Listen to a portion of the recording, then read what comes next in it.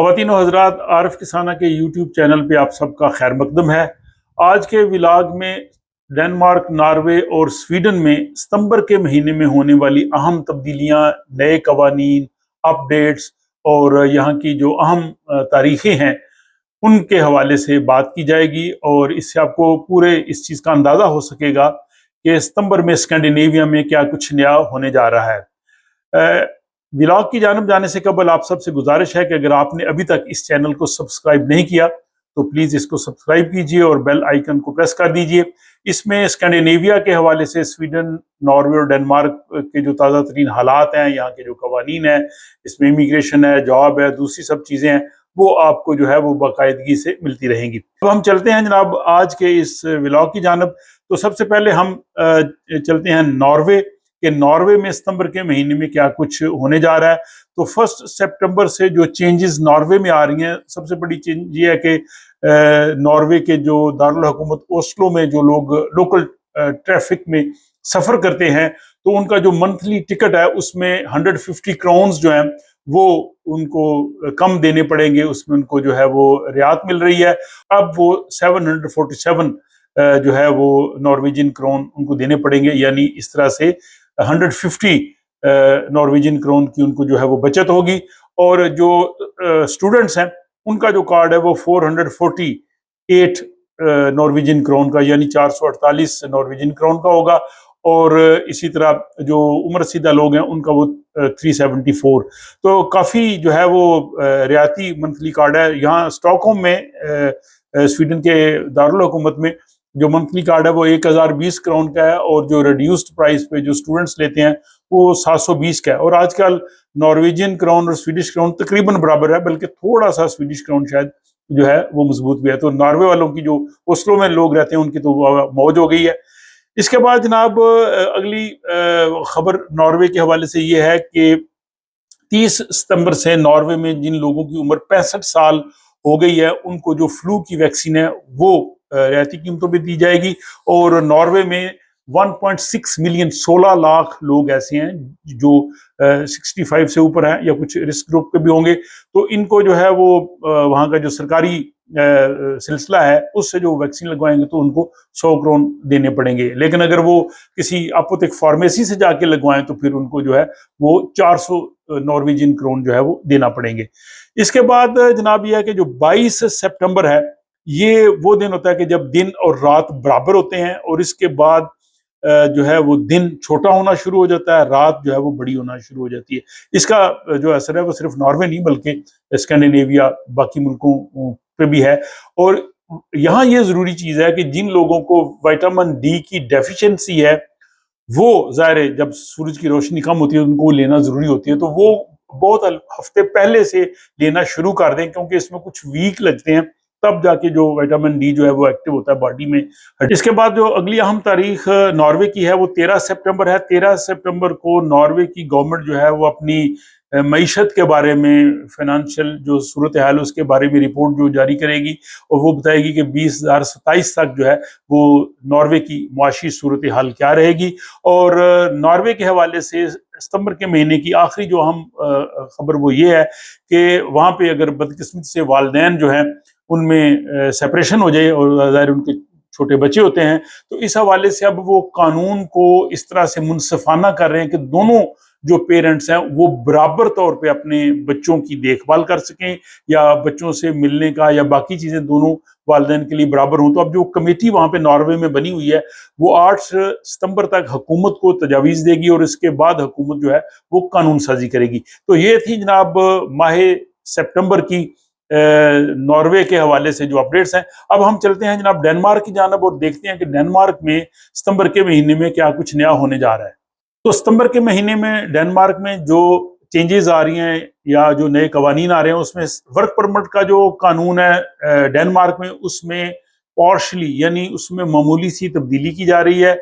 उसमें यह है कि जिन लोगों ने वर्क परमिट के लिए अप्लाई किया है उसमें पहले ये होता था कि वो फॉरेन करेंसी की सूरत में भी अपनी तनख्वाह का बता सकते थे कि हमें इतने डॉलर्स, यूरो या जो डेनमार्क के अलावा जो करेंसीज हैं वो बता सकते थे। लेकिन अब ये लाजमी है कि वो डेनिश क्रोन में अपनी तनख्वाह का बताएंगे कि हमें जो है वो इतनी तनख्वाह मिलेगी। और लेकिन जिन लोगों ने 1 सितंबर से पहले एप्लीकेशन दे दी हैं वो इसमें नहीं आएंगे। एक पार्शली कह लें कि वर्क परमिट के लॉ में डेनमार्क में जो है वो चेंज है।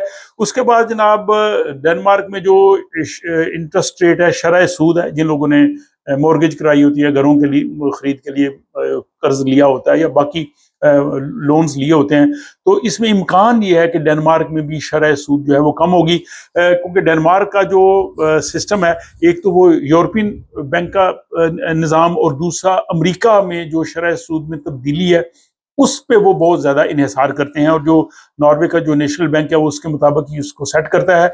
और वहाँ अमेरिका में जो अफराते ज़र है, जो महंगाई है, इन्फ्लेशन है, वो कम हुआ है, वो तकरीबन 3.3 से 3% पर आया है। तो अब ये भी इम्कान है कि डेनमार्क में भी जो है वो शरह सूद कम होगी। स्वीडन के हवाले से भी मैं आपको अपडेट करता हूँ कि स्वीडन में जो है वो इंटरेस्ट रेट के हवाले से क्या कुछ होने जा रहा है।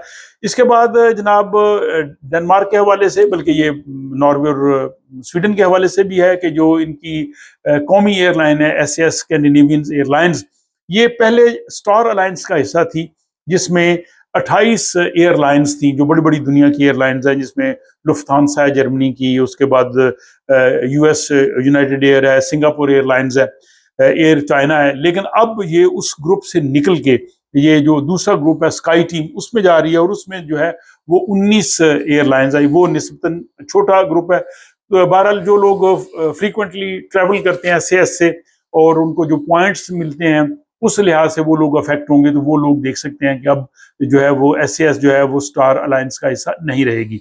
और डेनमार्क के बाद जनाब अब हम चलते हैं स्वीडन की जानब और देखते हैं कि स्वीडन में सितंबर के महीने में क्या कुछ होने जा रहा है। तो सबसे पहले तो 1 सितंबर से जो लोग स्वीडिश कैपिटल स्टॉकहोम के बड़े एयरपोर्ट आर्लैंडा से ट्रैवल करते थे, वो नया टर्मिनल बना है 5, वो बड़ा जदीद टर्मिनल है। उसमें यह है कि आपको लैपटॉप और लिक्विड चीज़ें बैग से नहीं निकालना होती थी और आसानी से आप जो है वो सिक्योरिटी क्लियर कर जाते थे। लेकिन अब EU रूल्स के तहत उनको दोबारा इसको इम्पोज करना पड़ रहा है, लागू करना पड़ रहा है कि 100 ml से ज़्यादा लिक्विड एक बोतल में नहीं होना चाहिए। अलबत्ता आप एक से ज़्यादा बॉटल्स रख सकते हैं, लेकिन 100 ml उसमें जो है वो लिक्विड्स नहीं होने चाहिए। उसके बाद जनाब सितंबर में जो स्वीडन के हवाले से डेट है वो है 12 सितंबर के। जिन लोगों ने अपना बकाया टैक्स अदा करना है हुकूमत को, जिन्होंने तो कम टैक्स दिया होता है तो उनको तो पैसे वापस मिल जाते हैं जून में, लेकिन अगर आपने टैक्स ज्यादा देना था, आपने थोड़ा दिया है, तो उस सूरत में जो क्वार्स खाता है वो जनाब 12 सितंबर से पहले पहले आपने पे कर देना है। हाँ, अगर आपने वापसी जो रकम देनी है वो 100 करोड़ से कम है तो फिर आपको देने की जरूरत नहीं, वो अगले साल जब आप देंगे तो उसमें ऐड कर लेंगे। लेकिन अगर 100 करोड़ से ज्यादा आपने वापस देना है हुकूमत को तो 12 सितंबर से पहले पहले आप पे कर दें। इसके बाद जनाब स्वीडन की अहम डेट जो है वो 19 सितंबर है। 19 सितंबर को जो स्वीडन की पार्लियामेंट है, इसमें जो अगला बजट जो है वो पेश किया जाएगा, जिसको ऑटम का हाउस बजट कहते हैं।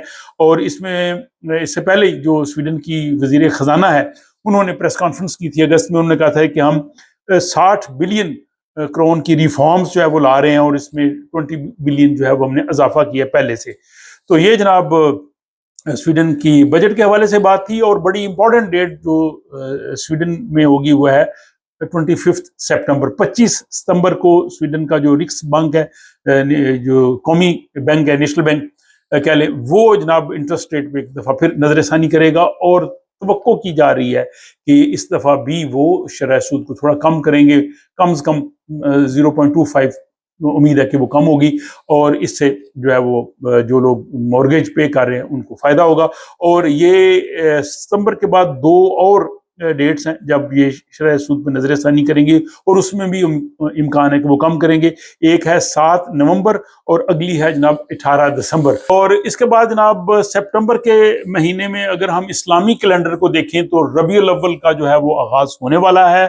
और इम्कान ये है कि 12 रबीउल अव्वल जिस रोज़ पैगम्बर इस्लाम सल्लल्लाहु अलैहि वसल्लम की विलादत बासादत हुई वो 16 सितंबर हो सकता है, ईद मिलादुन नबी जिसको हम मनाते हैं। तो ये जनाब सितंबर की एक और अहम तारीख थी। अब डेनमार्क, नॉर्वे और स्वीडन में रहने वाले मेरे नाजरीन जो हैं उनसे मैं गुजारिश करूंगा कि वो बताएं कि उनको ये व्लॉग कैसा लगा, और मुस्तकबिल में भी मेरी कोशिश होगी कि तीनों मुल्कों की जो अपडेट्स हैं, न्यूज़ हैं, यहाँ की रहने वाली खबरें हैं, वो आपको इन व्लॉग्स की सूरत में जो है वो मिलती रहें, क्योंकि बहुत से जो मेरे नाजरीन हैं डेनमार्क में और नॉर्वे में, वो अक्सर जो है वो कह रहे थे कि जी व्लॉग्स में जो है वो आप स्वीडन का ज़्यादा जिक्र करते हैं, नॉर्वे और डेनमार्क का कम होता है। तो अब आप बताइएगा कि आपका व्लॉग आपको कैसा लगा, आपकी राय का इंतज़ार रहेगा।